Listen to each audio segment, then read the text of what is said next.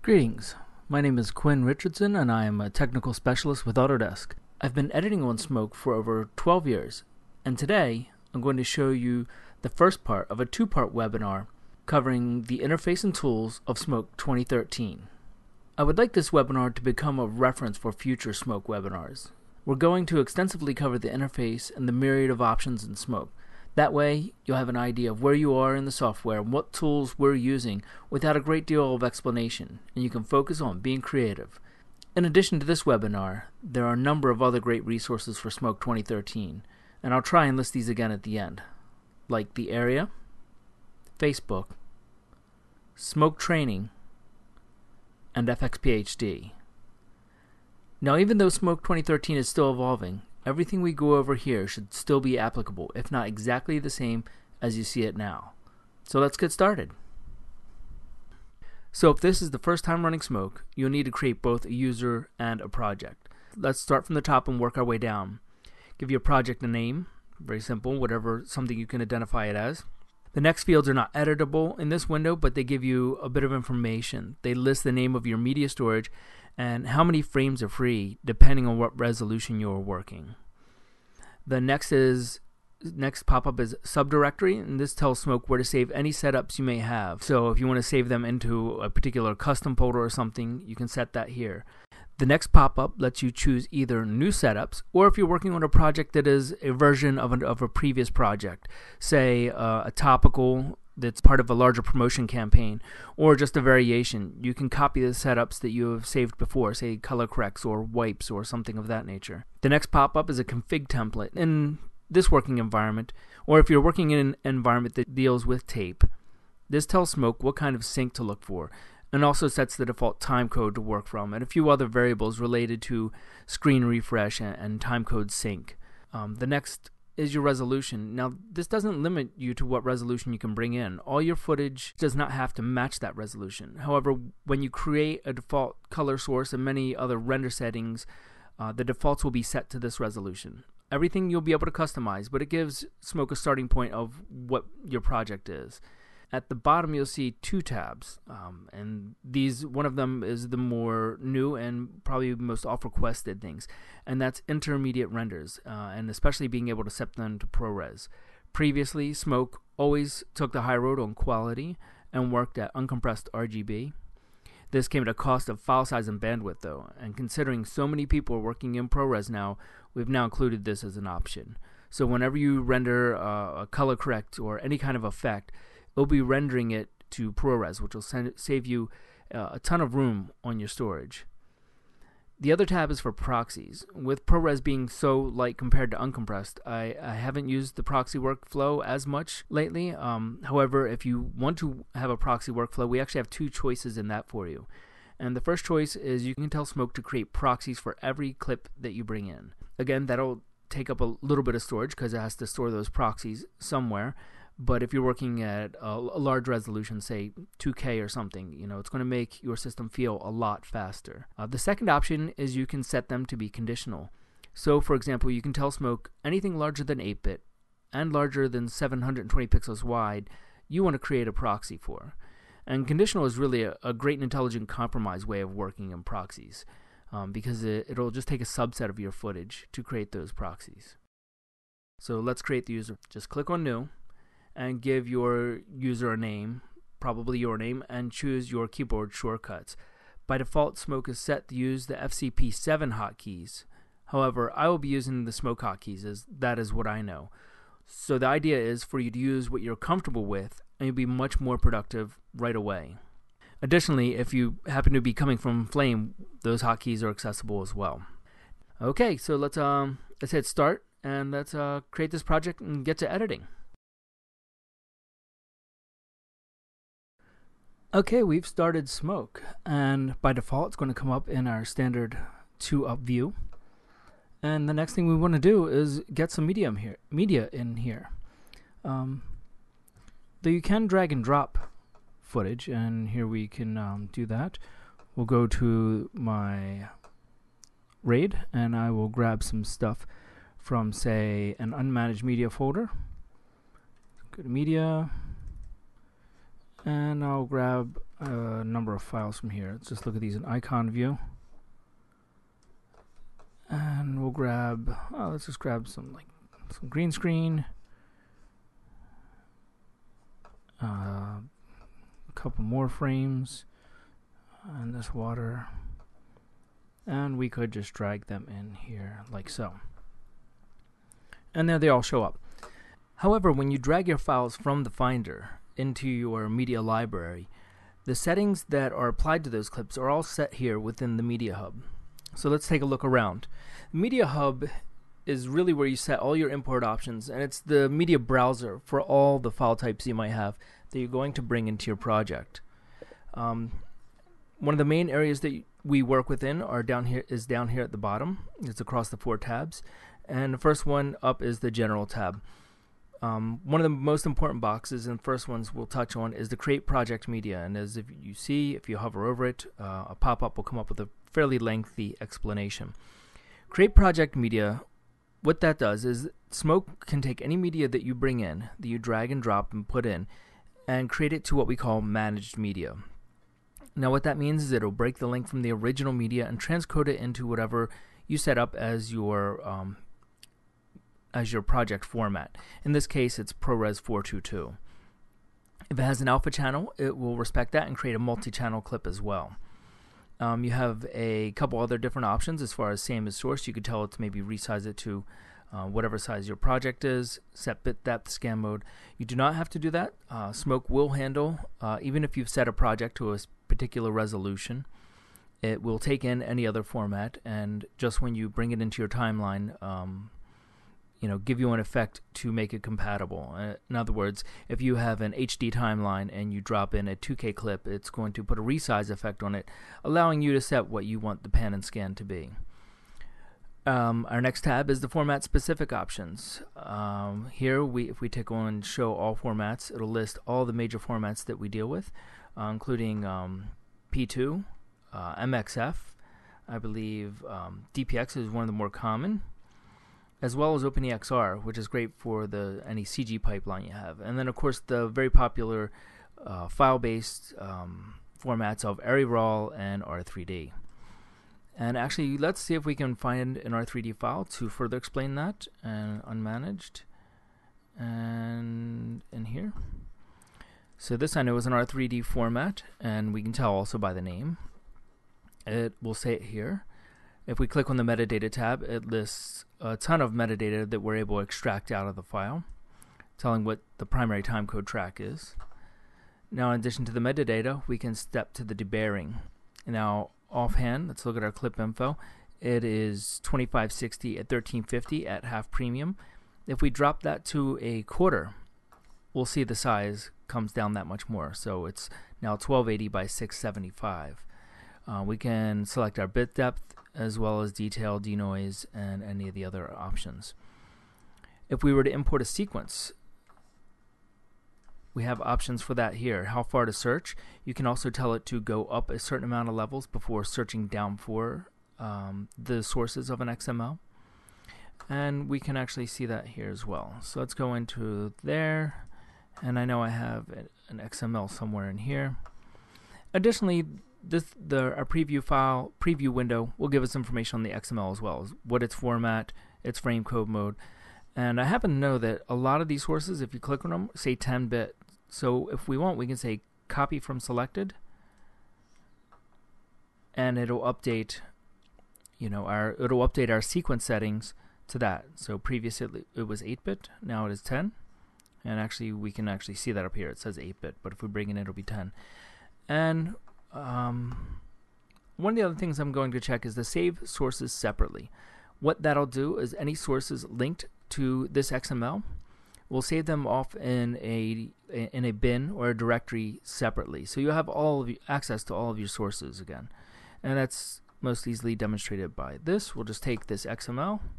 Let's grab that again. Take the XML, Just drag it in. Found sources.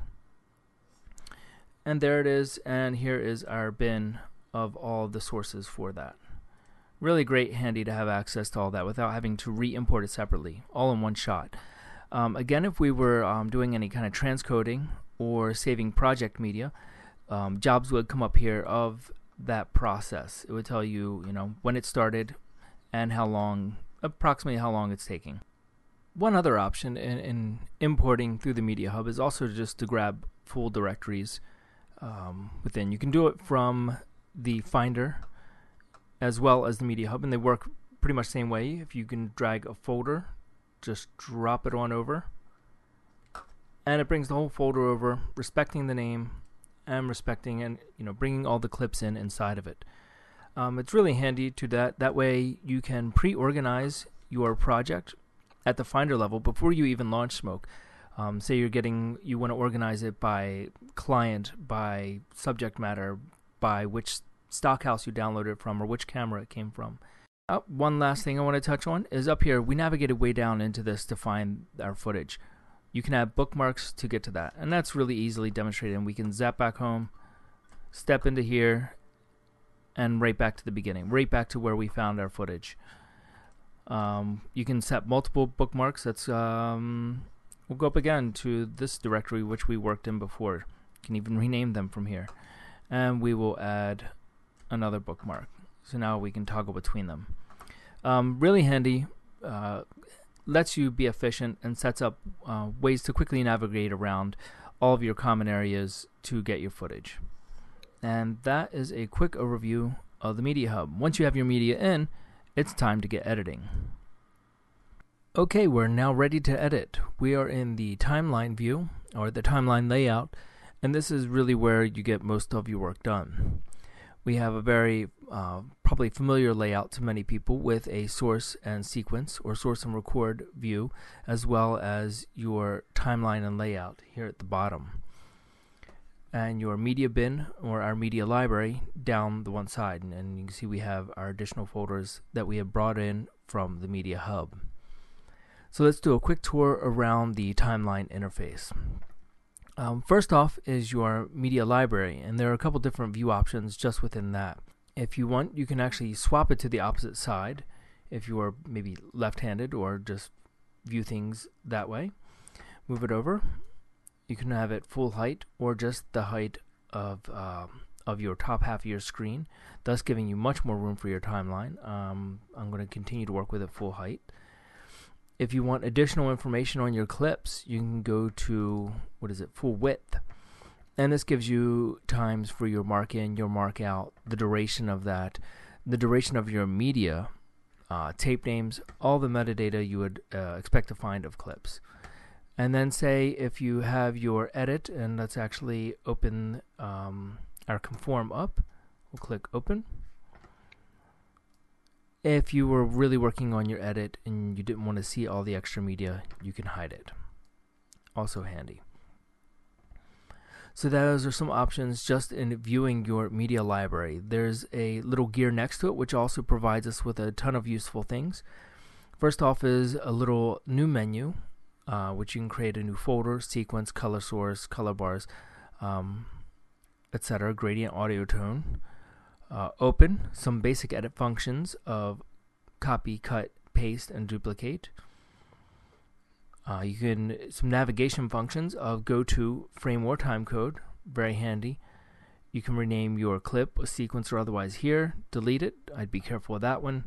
Select all, which is great for when you need to process everything in your timeline or you somehow want to affect it. And then import and export. And these are great because, say, if you go to either one, it takes you to the media import window, which is really part of our Media Hub, the area where we just were a few minutes ago. Very familiar, consistent way of viewing things. A lot of these functions, especially the new menu and such, are all reflected up here under the menus at the top of the screen, as well as some other things like the VTR capture and VTR output, which are new to PR2 and are slowly being added back in. Some other functions of your edit view, a lot of different viewing scenarios. clip functions, insert, overwrite. These are all actually all edit functions also, as well as matching frame. Sequence, where you can create new. Again, this was similar under that gear menu in the media library. Marking clips, effects. You can add all of your timeline effects right here, as well as down in the timeline. And some basic window navigation of going to the media hub and then getting ourselves back to the timeline,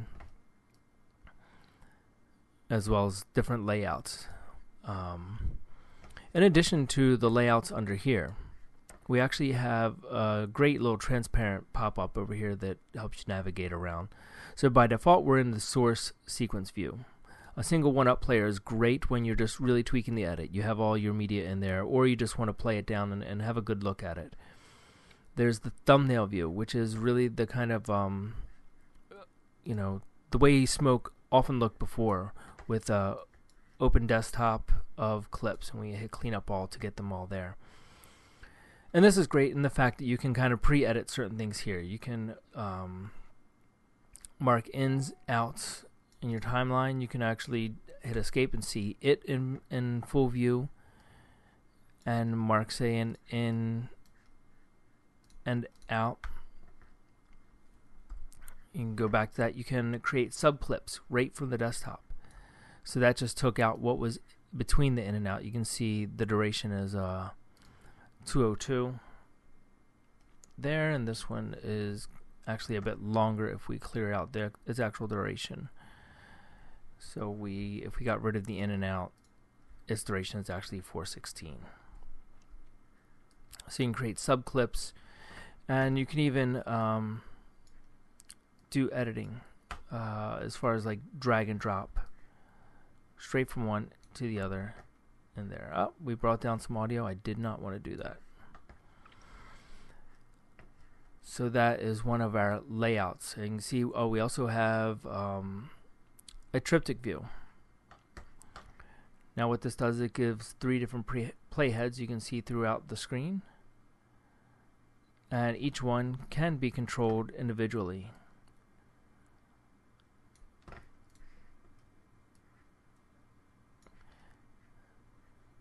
Right here you can see that is set to all free. You can also set it to, let's select this one and tell it previous cursor next, and it should line up. Because we're on the top layer, it doesn't know what clip I'm talking about. So let's get down here and tell it again, previous cursor next, and see if that gets it. We're on a dissolve. So again, that is actually previous cursor next, but the dissolve is actually kind of tricking us. So we'll set it to all free again and just spread those out.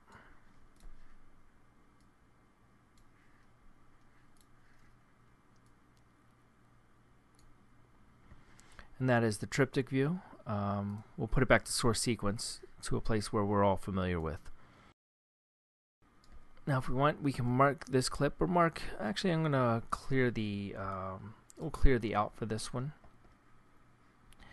And as you can see, we have some edit functions. So we have our insert, overwrite, as well as these edit functions of aligned edit, append, prepend, ripple, replace media, and fit to fill. And actually you need to make sure your patching is maybe a layer up, and I'm just going to cut that piece of footage in. Make sure we were at the head of the clip. We are going to lock our audio, and we'll just cut that piece of green screen in. Now along with those, we have our ripple, snap, and edit. So if I did want to move this, we can see the snap is on, as well as if ripple's on. We can take the clip down here and move it, and you can see that it moves that clip. So it's all the standard editing functions that most people are used to. Here are some other basic viewing functions. We can home our screen, zoom in. You can make the tracks taller as well. Again, that kind of works on all bases. You can actually just reset it to fit width or fit height. We'll zoom in. This is your clip selection. So bounded is what I typically leave it at. You could set it to partial. That'll allow you just to select any part of a clip. I think we need to get to the end there. I guess works best when we're at the back end. So you can select even partial clip. Bounded means it has to be within the bounds of the selection. Inclusive just means you just have to touch it. I typically leave it on bounded. It's one of the more restrictive, so it means you're really only getting what you plan on what you really want to get, what you can completely encompass. I'm actually going to turn snapping off and ripple off for the time being. So there's our view, there's our current time code, select that, some audio functions, setting it to scrub audio, show the gain animation, show the waveforms basically with the post effects, and show our waveforms pre-effects. You can hide the waveforms altogether to maybe eke out just a modicum of performance. And another little gear menu with a ton of functions in here. Again, we have some new video track functions, merge tracks, which will take everything, render it, and put it on a new layer, which is really handy for some functions. Your select all, which you might want to do to process everything. Contain selection, which will allow you to contain pieces of video, so you could take multiple pieces of video, select them, and contain them to treat them all as one. That can be handy both to apply various effects, whether it's a time warp, a color correct, or otherwise. Group you want to use to maybe group some sync sound with your picture. Say you have somebody speaking and you want to make sure that the audio stays grouped with the video so they stay in sync. That's what you use that for. Some stereo functions is both for audio, mostly for audio. Your marker menu for markers in to put all the marks in, out, but Q marks, and a commit menu. Now the commit, especially hard commit, what that'll do is you can select a series of clips and it will take those clips and merge them into a new piece of media. It doesn't contain them. It'll actually replace what's in the timeline with a new piece of media with any effects on it completely rendered. It can't become unrendered and becomes a whole separate piece of media. Can come in handy if you have some things locked down and you know you're not going to go back and change it, so you can kind of commit it and then move on and not worry about somehow the values changing or you know, taking the effect off by accident. And that is that gear menu. Oh, one last view. We also have a timeline and real view. And this is real view shows your any open sequences as reels. And this may be familiar to people who have used Smoke before. Is also somewhat similar to if you go into a full screen player. So it shows a mini view of the reels of just your open sequences and shows your video at the top at the full size. In this case, we are looking at HD. And you just tick that little box, the little double arrow, to get it back into a collapse view. And we will take it also back to a source and record. So take that back in the timeline view, something we're all familiar with. And that is a quick overall tour of the timeline interface. Okay, now that we've covered the basics of the timeline interface, let's dig in a little bit more and see if we can dig into the creative tools a little bit more. Specifically our timeline effects, or the effects ribbon, and then at the end we'll start into ConnectFX, which is really another world unto itself and could probably be a whole separate webinar. But we'll touch on them and at least get you started and give you a reference point for it all. So first off, let's look at this clip we have in the timeline, and we'll start maybe putting some effects on it. One thing to also note within anything is there's a ton that's available just from right-clicking, so we can dissolve in and out these clips. As you saw, we could also add a wipe or some kind of axis transition, but we'll just keep it simple for dissolve. So she fades in and out over this nice simple CG render of the Dreamliner. Now over here is one of your main ways to access your effects, or at least one of the more visible. And we've been calling it the effects ribbon. And also that it's easily accessible to right click on any clip and say add effect. And let's just do a quick look from left to right of the effects. So first off is your time warp. And the time warp is great. At the top level you can just speed it up or slow it down depending on how many frames you have. We could take it down very slow so it's barely moves, or we could try and speed it up as much as it'll allow. I think we're actually using all the frames, so we can't speed it up that much unless we shrunk it down. And anytime you put any kind of time warp on it, you have ways of affecting it. You can tell it to mix the frames together, or trail, which gives some additional options, or motion estimation, which is really almost like an optical flow technology. It's going to be much more computationally intensive, but is much more fluid and can probably potentially give you a much better result. It is computed on different resolutions, so you can tell it to just look at a quarter res clip to compute the vectors, or you can go up to full res. And again, the higher the res, the more pixels it has to track, the more computationally intensive it's going to be. For this, I'm just going to leave it to mix. It's very simple, and this is really just an example for us. Now with any of the effects here, you have a top level set of controls that appear in this bar. Additionally, each and every one will have a button that says Enter Editor. And this is great. Even with the time warp, you have animation controls. So you could do a really variable speed time warp.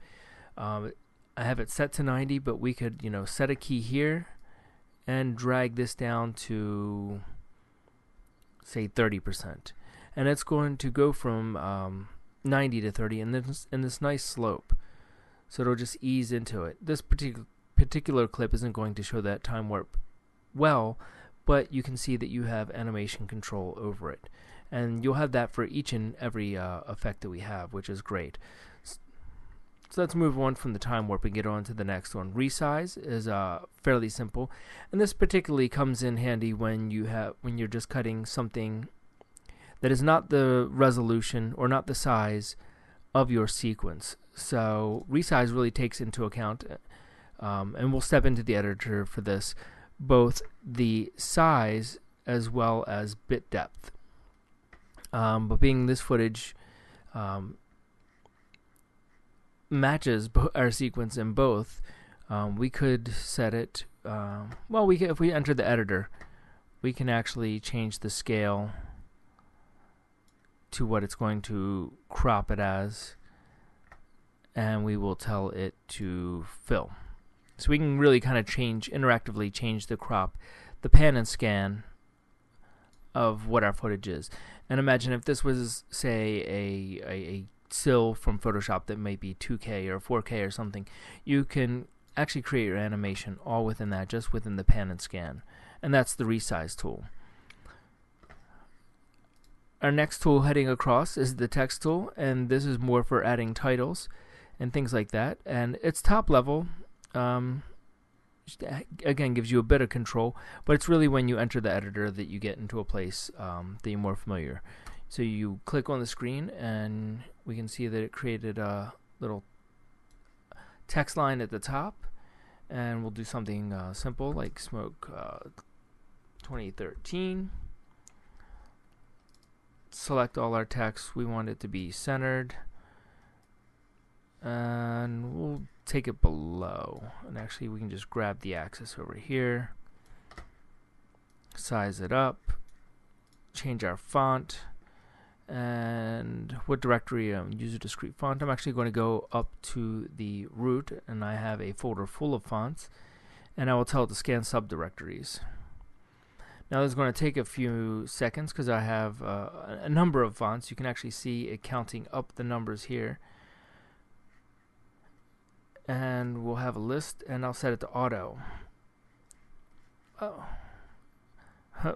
Should have done that first. It's rescanning it again. Give it 1 second. And it should pop up there. There we go. And it's actually listing, everything, subdirectories and so forth. So we can scan through this. And I have a number of fonts, we'll just put it that way, as well as it previews whatever you have typed there. So as you select that, you can move through and select various fonts to see the different, preview the different looks, which is very handy. Some fonts, for whatever reason, aren't showing up. Oh, that's a bitmap, which is not going to show up. Oh, that's an interesting and fancy font. Sure, let's take that, and you hit load, and there it is. It comes in, nice and simple. Over here you have some other controls like fill, so we can change the color of that. We could either just pick a color in there, or pick a color out there. I'm going to pick that as something to show up, and actually you can change your colors in a myriad of different ways as well. So I'm going to make that a bit darker. You can underline it, outline it, put a back color on it, put a drop shadow, which is probably the most common, and even blur that shadow. If you set this to preview context, you'll see that in there. And actually, let's take our tabulation and turn our ruler off. We can see our text a bit better. And then if we hit select all, we can see it in context. Types may be a little thin. We could even after we've let's go back to no preview so we can access it. Go back in and change our selection. Scan subdirectories. Let's just go up one. That's something a little bit more solid. See if there's one that's bold. There we go.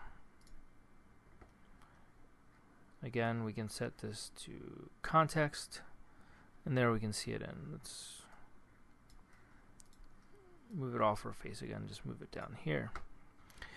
Now everything in the text module is animatable as well, so we can go to the beginning, select all, and let's kern this in. Take that to the end. We need to turn auto key on and kern that out. Let's redo that animations. You go to your animation channel, and here we'll just dump all the channels and go to frame all. You can see the animation curve within there. Take that. You can tweak each and every one. You can also do rolls and crawls, as well as stave your styles. So you can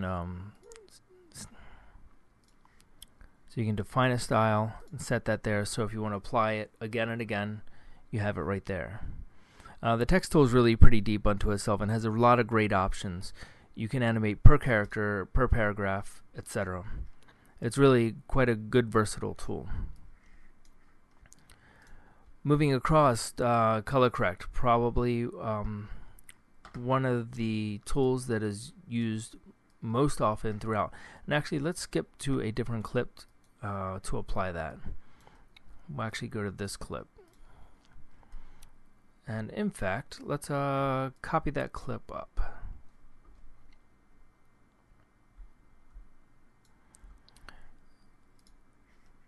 And apply a color correct. Now again, like all of our tools, you have a set of top level controls: contrast, offset, and gain. And offset and gain actually have controls for RGB and the master, as well as saturation and hue. All right there on the top level. Again, you can step into the editor. Now the interesting thing about the color corrector is, by default, the interface comes up as nearly transparent. And what we're really trying to enable here is so that when you make a correction, it gets rid of the interface and you can focus on what you're affecting. Focus on the image. And that's really, really important to keep all the clutter out of the way. But I'm going to turn it off for a moment just for clarity of interface, so you can see what I'm talking about. So this is the color corrector, and I call it the primary color corrector because you cannot do secondaries. There are no keys in this particular color corrector. However, it does give you a great granular level of control. So for each effect, gamma, gain, and offset, you can affect the red, green, and blue of all of those, as well as the overall RGB. And that is of the master. Now, you also have control over shadow, midtone, and highlight, and the gamma, gain, offset, and separate RGB of each one of those. So it's really broken down. You can really work on just a small subset of areas. You could work on just the green in the highlights, which just twirling this may not have much of an effect because it doesn't represent a large part of the image. You have your histograms, which many people are familiar with from Photoshop. Very familiar, as well as the curves as well. So with that, you can actually, I'm going to move, we're going to add a point, and we will get back to moving it. So again, the curves work similar as they do in Photoshop. Now, in addition to the primary color corrector, we have the color warper. Now, the color warper is a great tool because what that allows you to do is select particular colors and affect only those colors. To do that, we have what we call selectives, and there are 3 selectives you have here to choose from. So we'll take selective 1, and then we pick a custom color. And by default, when you hit select, everything turns black and white, so that when you do start picking a color, it shows up what you are selecting. So we'll take that, and then we'll move it to the result, and then under the color warper, or actually, yes, for the color warper, you can then affect just those colors. As you can see, the green's not being affected at all. In this case, we'll just take everything down just a little bit, and you can turn that on and off to really kind of see its effect. This particular thing is a bit subtle, so let's take a second selective, pick custom, and we'll grab some of the trees back here, the greens. And that actually image unto itself is not a bad image. So again, we'll go back to the results so we can see what we're affecting, and we'll take our green foliage, see if we can affect that. Actually, just take the saturation of that down altogether. Now, your selectors are based on the diamond key. You can see there are these, it's this one diamond shape within this larger one, and that is your softness and softness of your selection. So if you wanted to plot the color, you could select that, and usually you would see that set up in there. You can even zoom in to this area to manually kind of change what your key range is. Not that you do this too often, but it is a way of controlling what information you have. Again, you may not like that selective, so you could just tell it to either reset or clear. The color warper also gives you a lot of basic options, going back to the master, for just saturation, hue, your white and black points, as well as gamma of the RGB. Really great tool, really flexible and quite powerful. I've actually color corrected full half-hour shows in Smoke using a mixture of the color of the primary color corrector and the color warper, both extremely powerful tools. Again, almost every parameter within them can also be animated. So we touched on the color corrector. Our next thing is the sparks, which is really our fancy name for plugins. Right now, I believe some of the plugins from GenArts are supported. However, we don't have any loaded in here right now. And honestly, with ConnectFX, I've found less and less need of third-party plugins. We really have come with such a full tool set that I've been able to make pretty much everything that I've needed. Stepping on to the next thing, blend. That's really just to be able to blend from one layer to another. So you set a blend, you have a set of just basic modes, and it's another way that some people maybe dissolve in and out, because you can set it to fade in and out, and it sets you can see the keyframes. You can see these blue marks in here, which actually gives me an opportunity to show this. So if you have slide keyframes, you can actually grab that and slide those keyframes just within the clip. Handy for certain functions. So blend is another way to really kind of create a dissolve throughout the clip, or make some kind of transparent picture-in-picture. And there are other ways to do that as well, and we'll touch on that in a moment. So that's our blend. Our wipe. Wipe is actually a very interesting effect. So if we go into Enter Editor and actually load, we can go to SMPTE wipes, and this gives you all of the wipes that you would find in any probably basic switcher around. And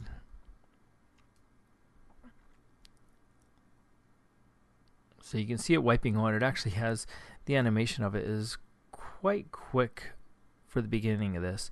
However, if you enter the editor for wipe and zoom out, you'll see what it really is just one giant mask that's animating across. And that can be actually really used to advantage in a number of ways. So what we want to do is, let's see if we can find a way to, we can manipulate this mask in a number of ways. I'm going to all nodes, and we will go to delete. So right now, we're not seeing everything. It says no preview, and we want to see our incoming shot. Let's zoom up again. Now we can add geometry. In this case, we will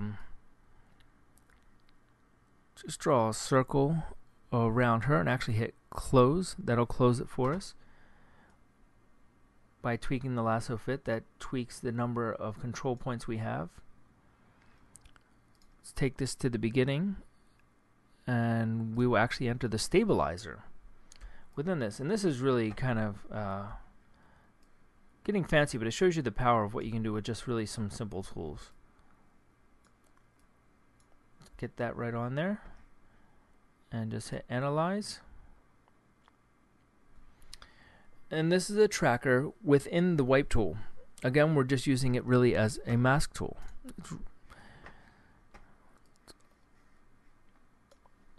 Okay, so what we want to see is our mask should be now tracking with it, and we just need to offset it. So we want to go to a schematic view, change this to axis, and add another axis on. And we will go back to our perspective, set that over, offset it. Let's look at our matte.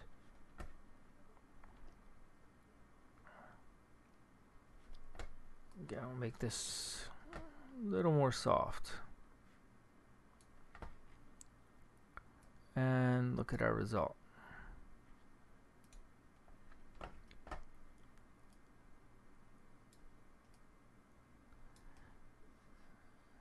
And if we want, we could actually, let's go to our back layer. This is getting fancy with an effect onto itself. I'll just and move that to look at the top layer. So if we select both of those and process,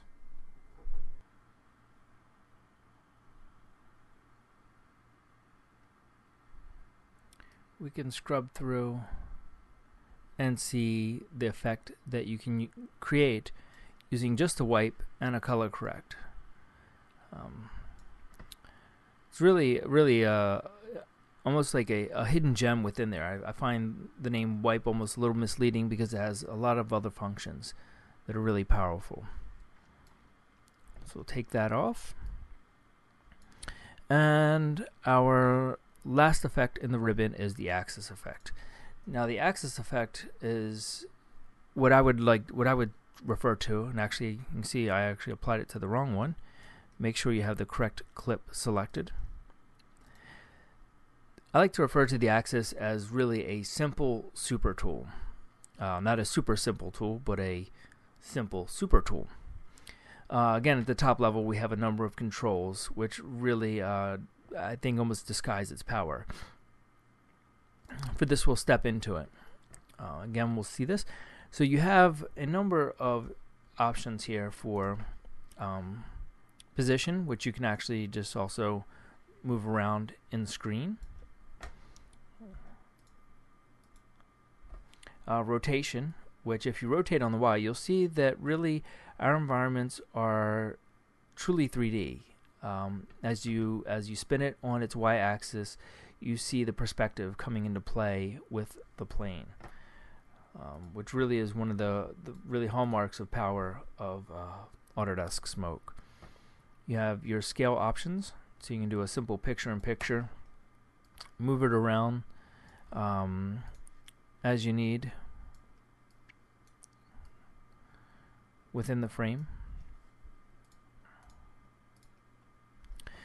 Shearing, which I've used only on occasion, and then center. And the interesting thing about center is that would be the point from which, say, it would rotate. See if we can move that over to, say, -800. So now that when you rotate it, it becomes the hinge from which you rotate.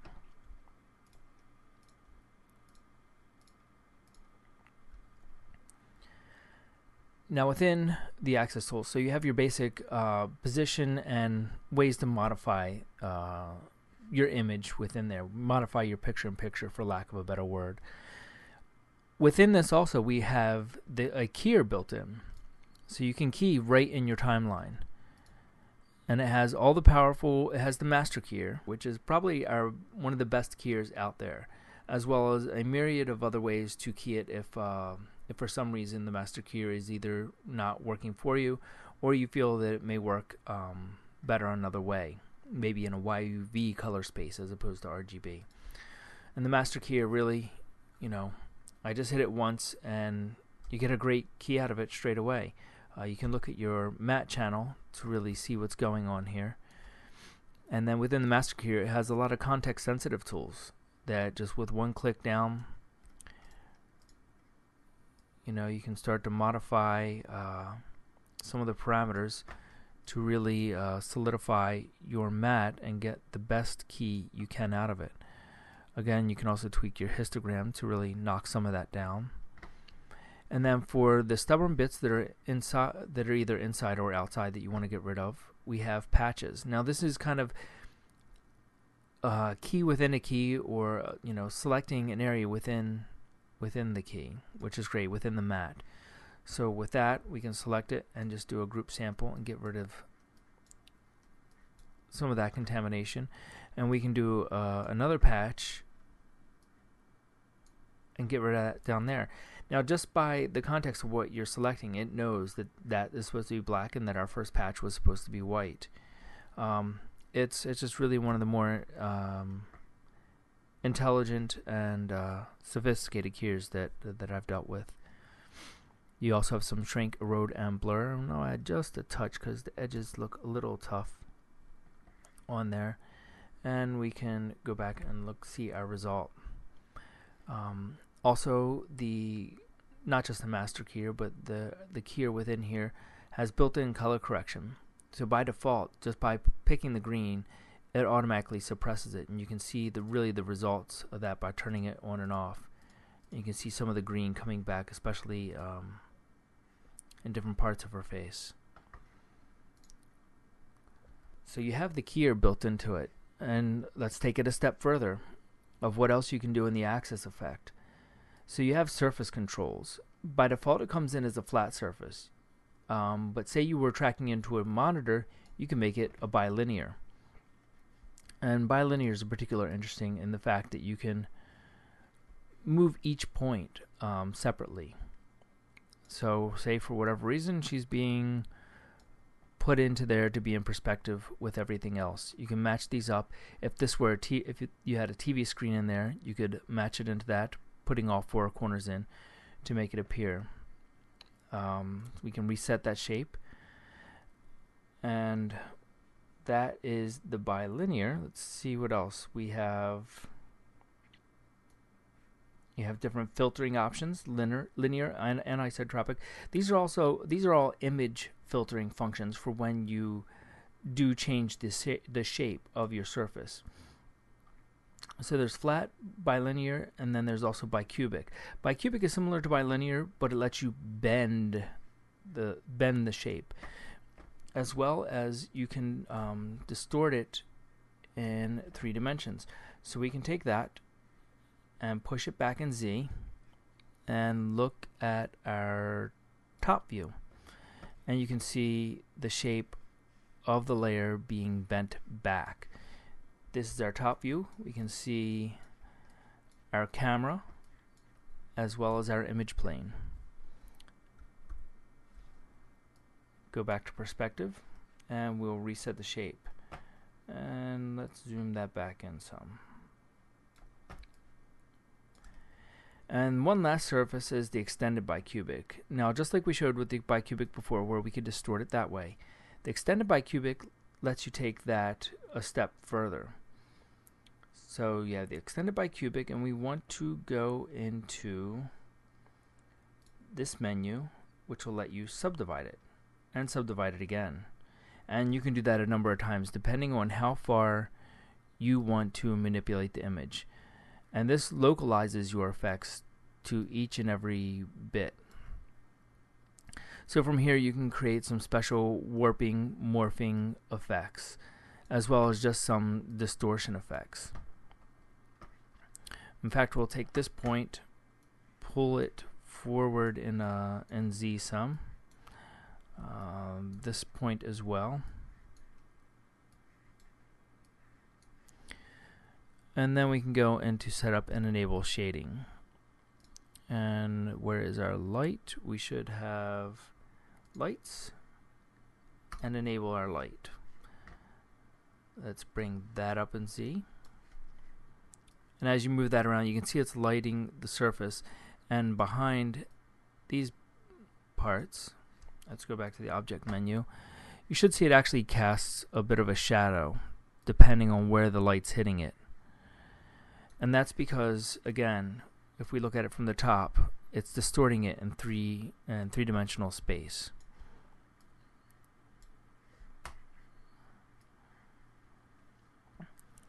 One good example of something like this is I've actually taken photos of rocks or almost like mountainsides and shaped them, extruded them, or distorted them out into 3 space.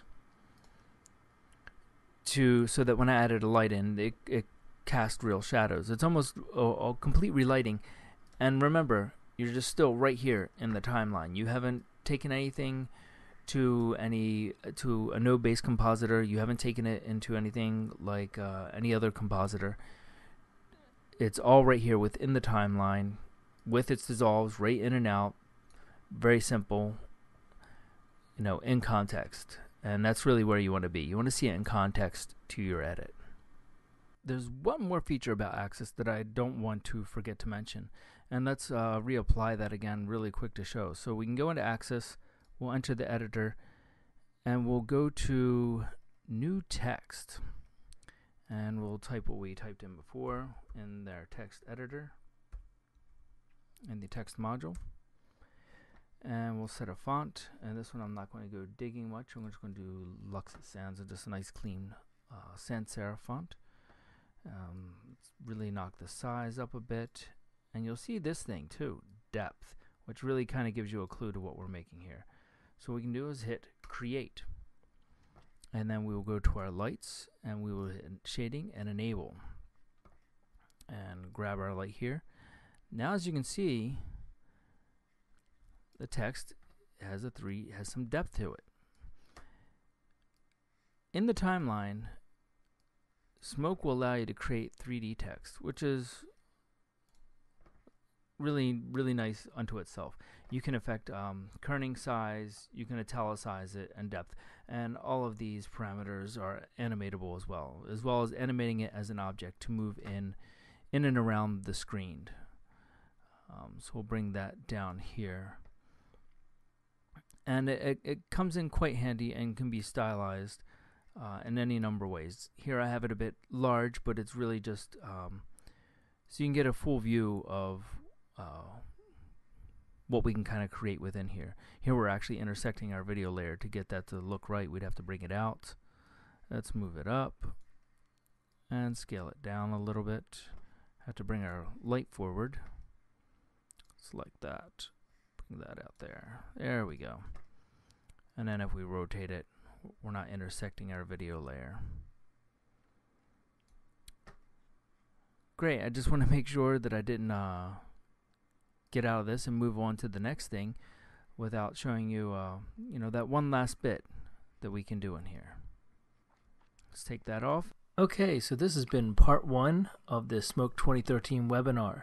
Before you do anything else, make sure you go and download the free trial of Smoke 2013. You can go to area.autodesk.com/smoke or to smokeischanging.com to get your hands on this new, exciting, and powerful tool. And once you get the trial, again, here are some of those additional resources. I hope you've enjoyed this presentation and that you've learned something from it. Our next Smoke webinar, we're diving deep into ConnectFX. I'll be giving you an overview of nearly every node in ConnectFX, as well as showing you how I will put together a composite in action, our 3D compositing environment within ConnectFX. Thank you all for your time and attention, and I look forward to seeing you here for part 2. Cheers!